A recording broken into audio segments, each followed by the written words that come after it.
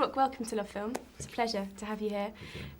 Now, The Wrestler could quite easily be a contender for Film of the Year, which is saying something, considering it's the first week in January. But originally, at one point, it looked like you weren't going to play Randy. Right.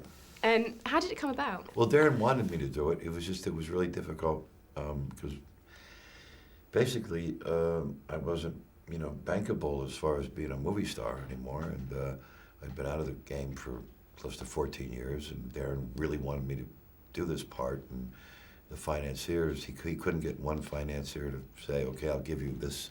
He needed a certain amount of money to shoot the movie. Not even a lot of money, but he just couldn't get nothing. And so, he flew down to Miami where I was training and said, listen, they just won't take you. And I said, okay, I said, okay. I said, I understand that, and then I think it was about 10 days later, my agent called me and said, you're back in. And I wasn't really jumping for joy because it was, I knew it was going to be several months of putting on the muscle and then all the emotional stuff. And having met Darren, I knew why he wanted me to do the movie, and to tap into all that painful stuff and not get paid. And I was thinking to myself, maybe it would be better if at this point, because I was broke, if I just took a movie for the money, and maybe one day I'll work with Darren in the future. Sure. I mean, everybody was more disappointed when he replaced me, I think, than me. Yeah. Are you pleased you've taken that risk now, though? Oh God, yes. Yes. I think there was a part of my brain that was working properly that really wanted to do it, and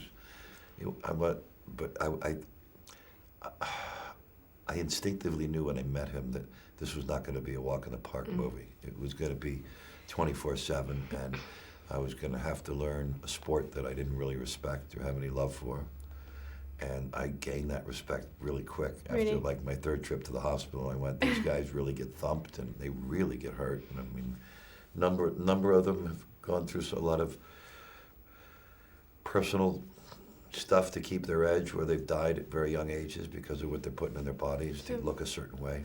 And that we wanted to incorporate that into the film because it is such a taboo with the steroids and the painkillers. It's heartbreaking. What was really nice is when we had the premiere in Los Angeles and all the legends from the 80s came and they really liked the movie. I mean, to me, that was I was so nervous, I thought, as soon as I saw them come out, they were milling around, and then Ric Flair came over, and Brutus Beefcake, and Rowdy Piper was crying. I'm going, wow, this is such an honor that these legends were accepted our film, I mean, have you been surprised by the amount of critical success the film has got? Well, Already, you're nominated for a Golden Globe, and the Oscars are just around the corner. Yeah.